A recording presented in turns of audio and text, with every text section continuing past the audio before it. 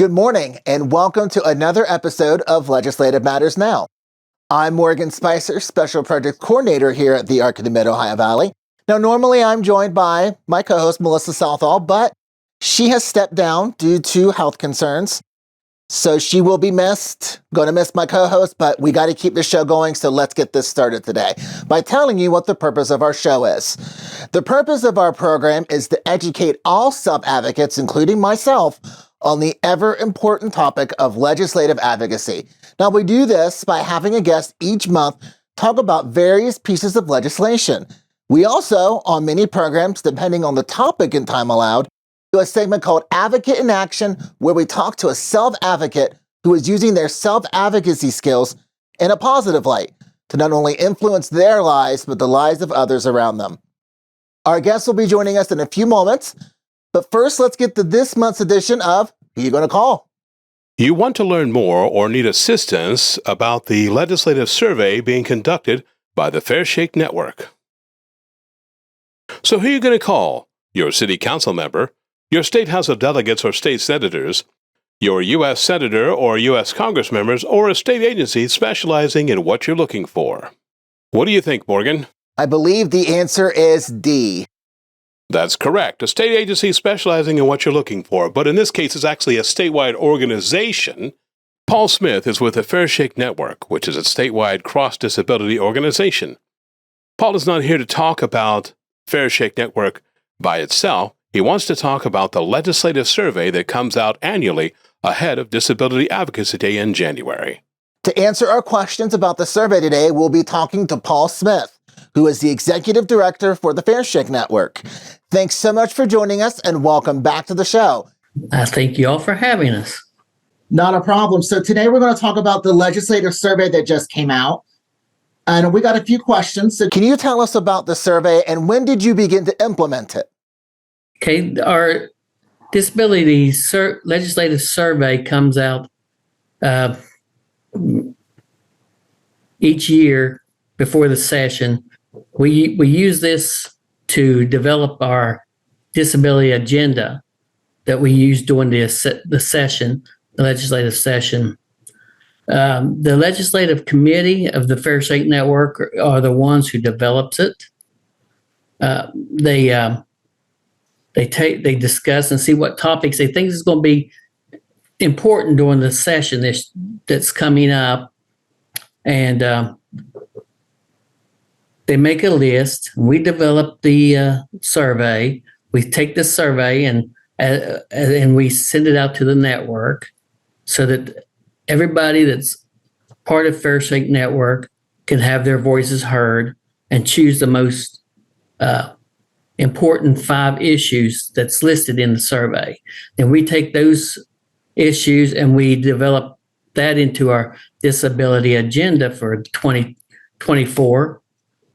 And we distribute this to all the legislators during the session. They get it in a packet with this agenda, plus they get a list of fact sheets that explains the facts that goes along with these issues and how they affect people with disabilities.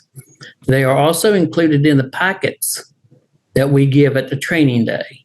So that's pretty well the process of why this is important. Yes.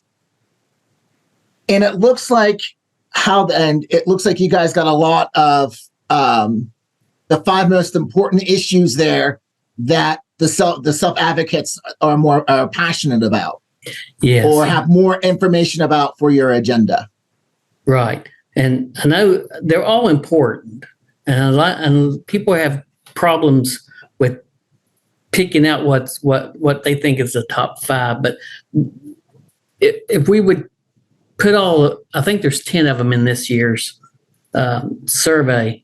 The legislators are not going to look at it if we give them a big, long list of stuff. So we try to condense it down to the 5 top ones. We will, of course, being Fair Shake, we'll be at the Capitol every Wednesday at least to meet and to talk to legislators and keep track of what bills are being introduced and where they're moving and there'll be other topics that we will cover.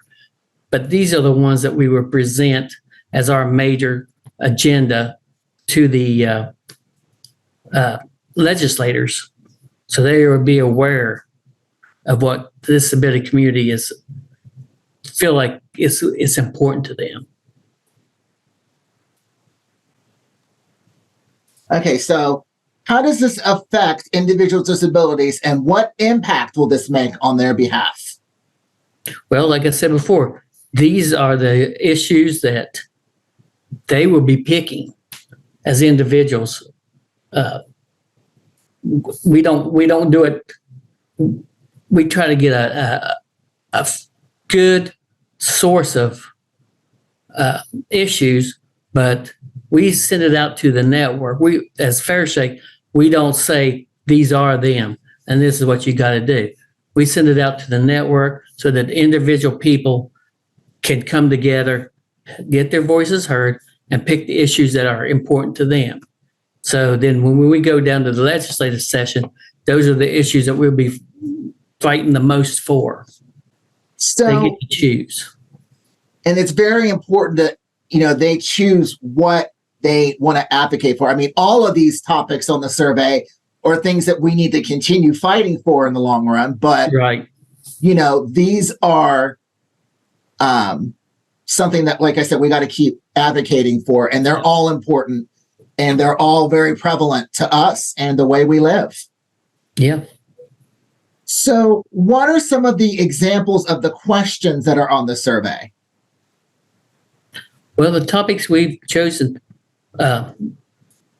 this year, we if we know of a specific bill that's going to be there, we'd like to include it, but we have to start kind of early in order to get it developed. So we kind of do a blanket, more like instead of specific Bill 2025, which was last year, the supported decision making.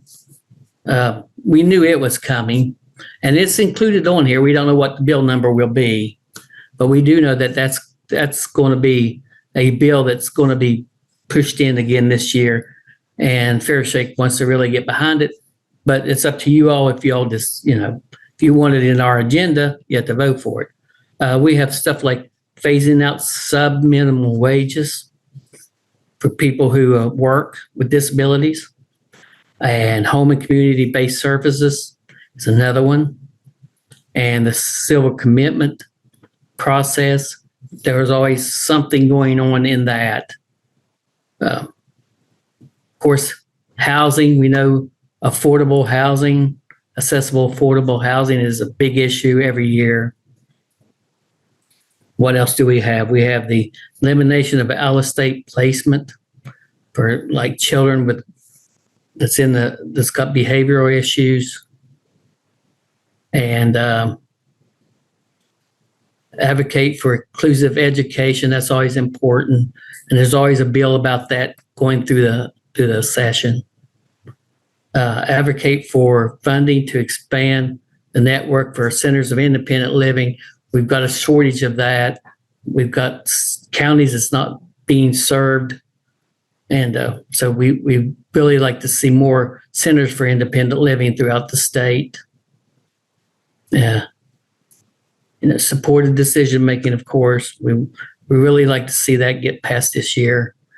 Another one that was kind of new last year, and we decided to go ahead and leave it on here this year, was to mandate changes for having changing tables for adults in public restrooms, which would give people a more greater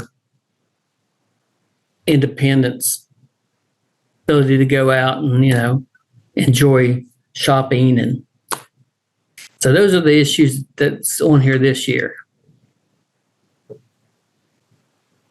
Now, I had a question about this, and I know maybe some of our self-advocates might ask this, so I'm going to probably help out here a little bit. When it says advocate for the phasing out of sub-minimum wages for people with disabilities, can you explain that to me, please, and what that means? Yes, I don't know the exact act or law it's under, but there's a law that allows people with developmental disabilities to work in these sheltered workshops, and they get paid a lot less than minimum wage. So they're devalued, and we would like to see that took away to where that everybody at least gets minimum wage for their work. Yeah, I am a firm believer in that everyone, even individual disabilities, should receive the same pay as, you or I. Right. We shouldn't have to just, pick and choose. I think everyone deserves that equally. So that is very important, I believe. Yes. So that goes along with the I can't think of it now. I had it in my mind and I lost it. The Employment First bill. So if you've seen something to do with employment first, that's what that's about. Okay. Yeah, and I remember doing a show on Employment First. Yes, now that I am starting to remember that, I believe that was the bill that legalized where individual disabilities get the same pay, correct? Right. Yeah, I think it was a two-part to that bill, and they got the first part passed, and they want the part go and enforce this part now. I do believe that's. If I'm wrong, contact the Developmental Disabilities Council, because they're behind that bill. They're the one that brought it through. So that's my understanding.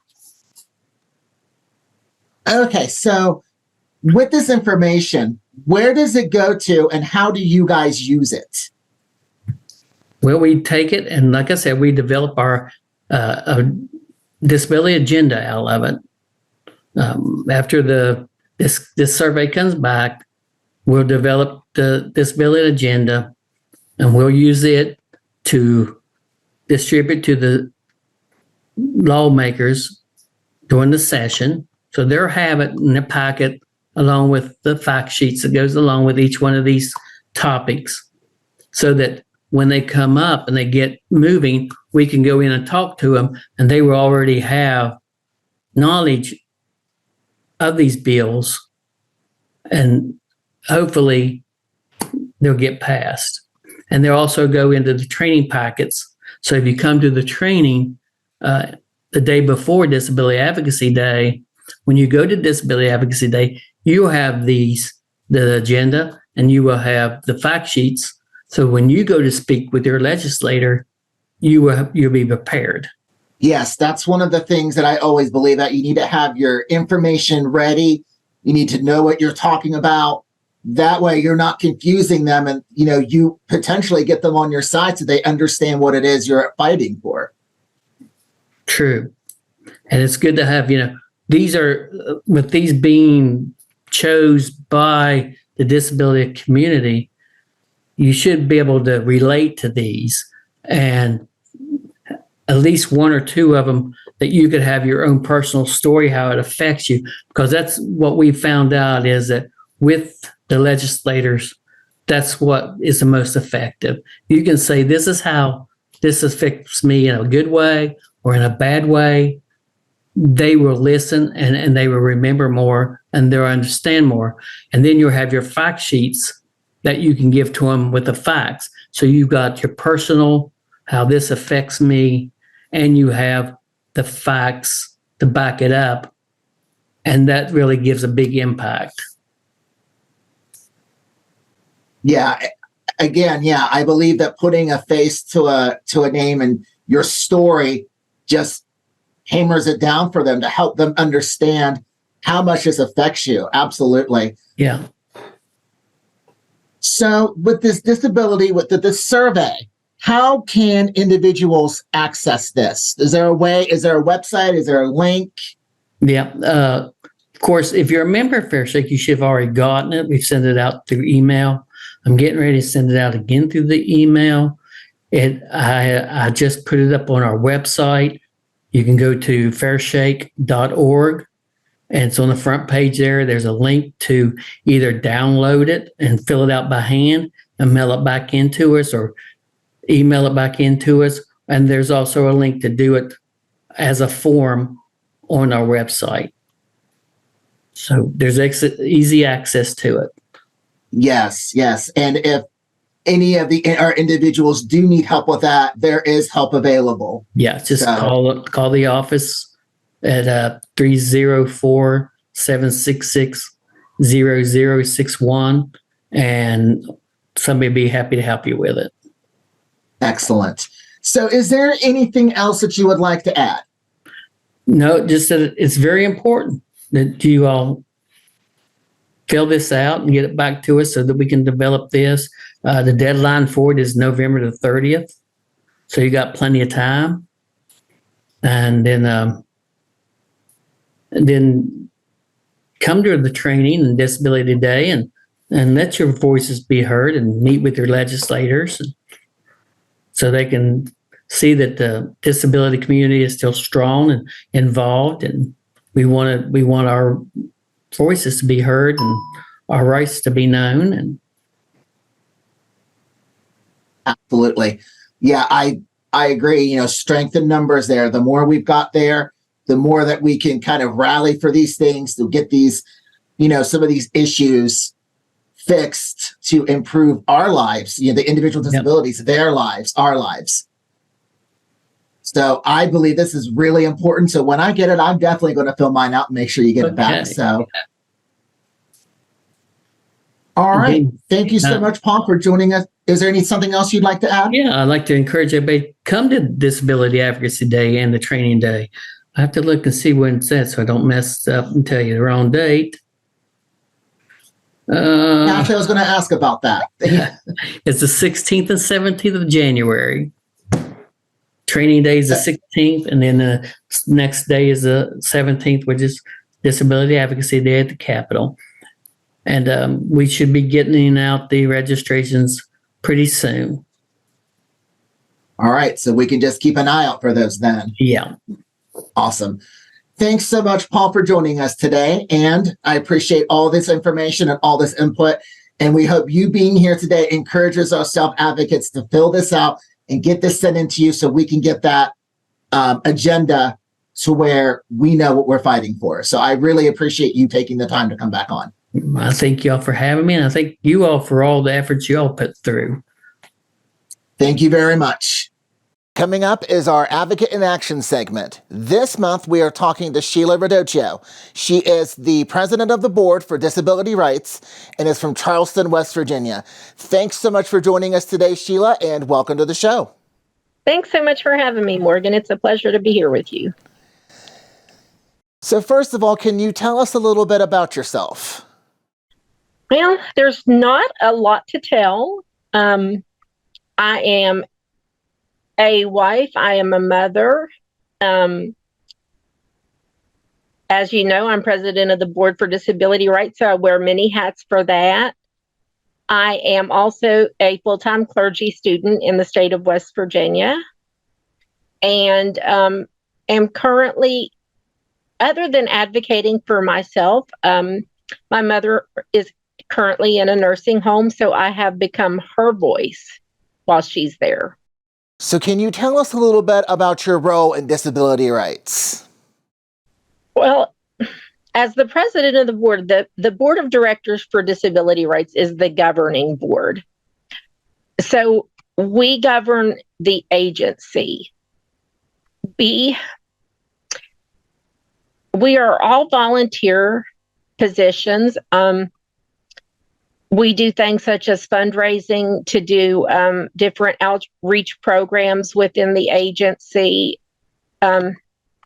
We do evaluations for the executive director. We monitor all of the staff to make sure that what they are doing is within their scope. Now, earlier you mentioned that you are also advocating for your mother. Am I correct? Okay, so can you tell us about some of the personal experiences in advocating for yourself and your mother or anybody individual with disabilities? All right, can you say that again? Okay, so can you tell us about your personal experience in advocating for yourself and others with disabilities? Sure.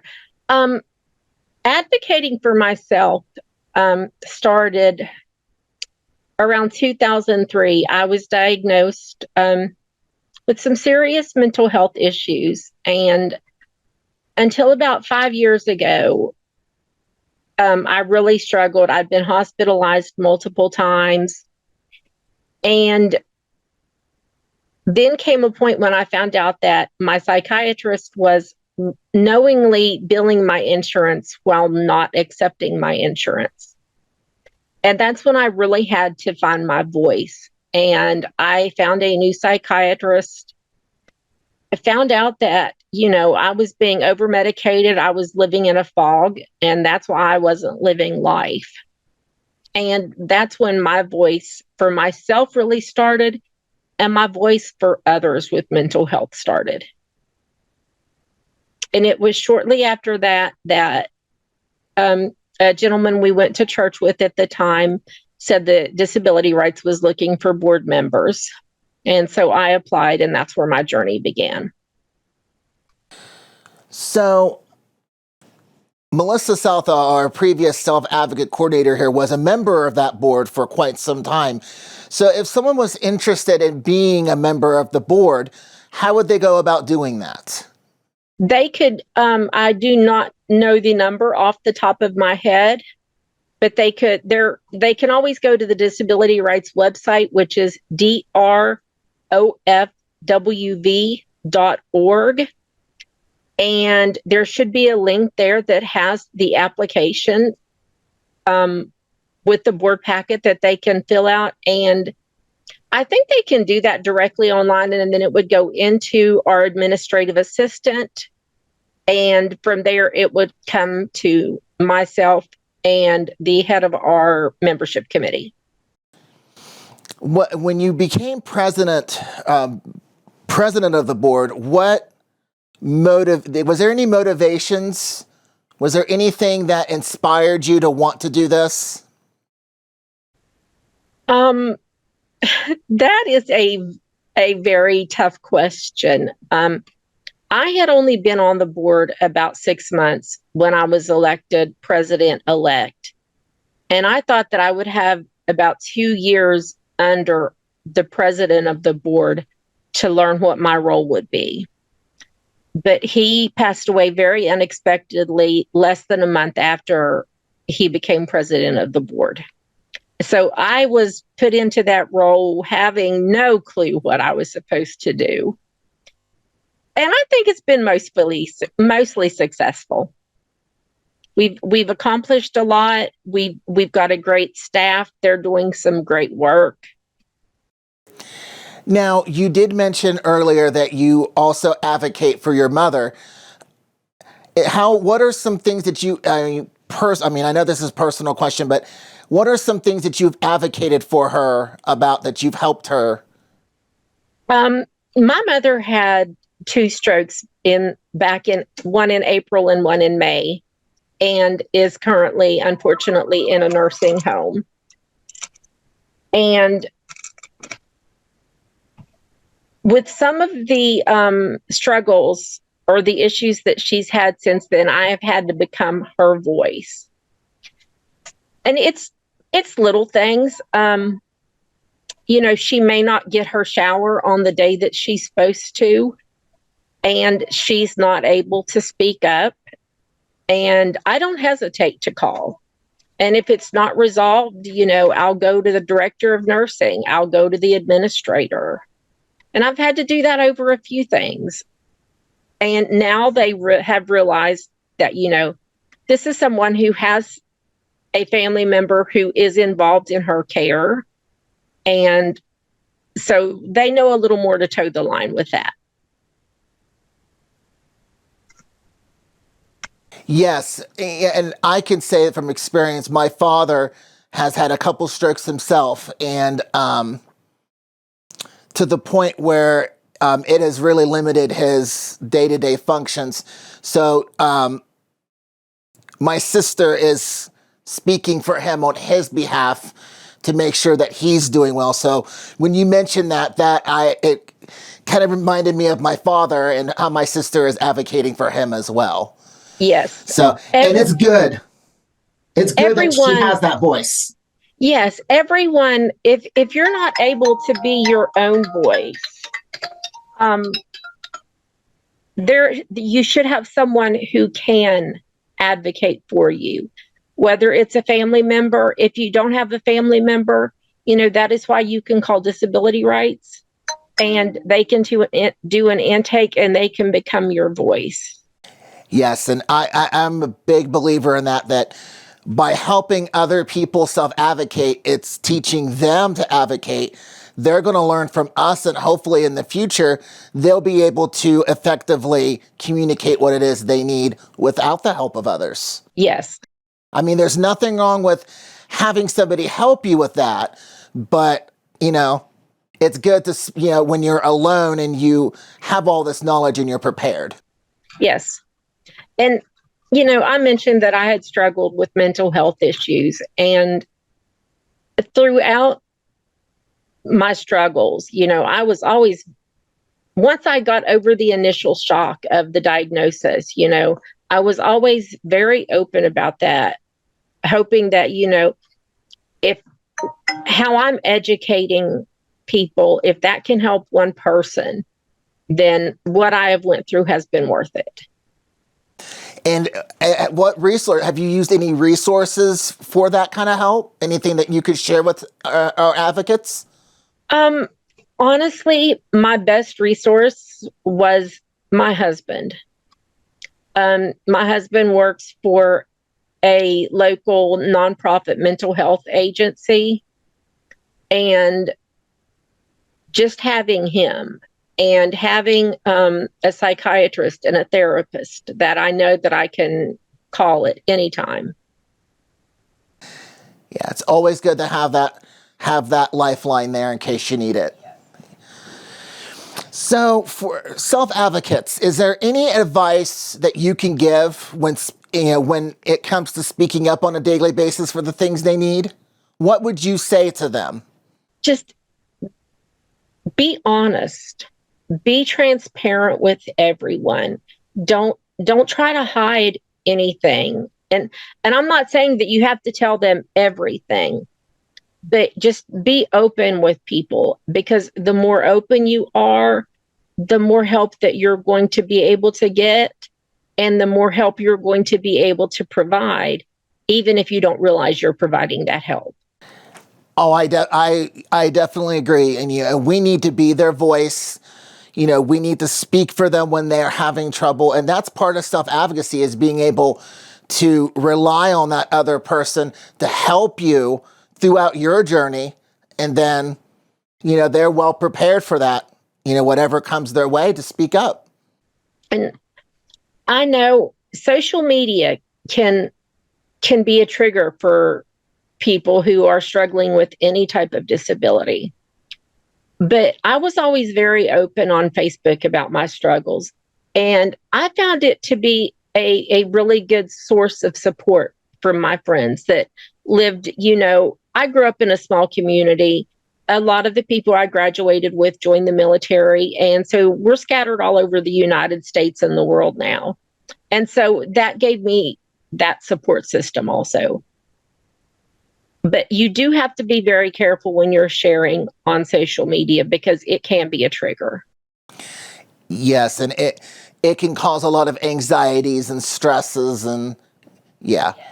If you need to step away for a few days or a few weeks, no harm, no foul.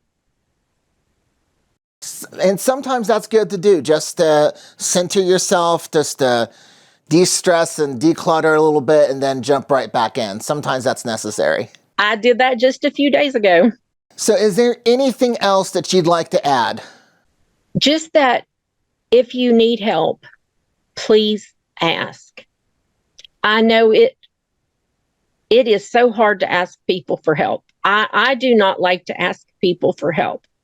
But if you need help, please ask. There are people out there, whether you are someone with a physical disability that is seen, one that is unseen, whether it is a mental health disability, a developmental disability, there are agencies that will help. You just need to ask and reach out. Yeah, and a lot of it is people are afraid to ask for help. And I was one of those people. I will admit, I was so afraid to ask for help. But then once you realize that there's no shame in asking for help to get what you need and to get the help that you need, I mean, ask away. I mean, once you remove that block, you're more free to talk and speak up. No, I even find it's hard for me to ask for help here at the house. If I get overwhelmed with work and school and just the house and my mom, I find it hard to ask my husband for help here. So it's just asking for help in general is hard. Well, thank you so much, Sheila, for joining us today. It has been great to have you here. You've given a lot of inspiration to our advocates, and I really appreciate you taking the time to be here today. Oh, thank you so much. Have a wonderful day. Thank you. You too. Don't forget, if you have an important piece of legislation you want discussed on a future episode or want to be an advocate in action, please don't hesitate to reach out to me. You can call the ARC at 304-422-3151, or you can email us directly. My email is morgan.spicer@thearcmov.org, and I would love to hear from you and have any suggestions, or maybe you'd love to be a future advocate in action on a future show. With that, we're out of time for this month's episode. Thanks so much, Paul Smith from the Fair Shake Network, and our advocate in action this month, Sheila Radochio, president of the Board for Disability Rights. Until next time, remember, advocacy matters, and so do you. See you next time.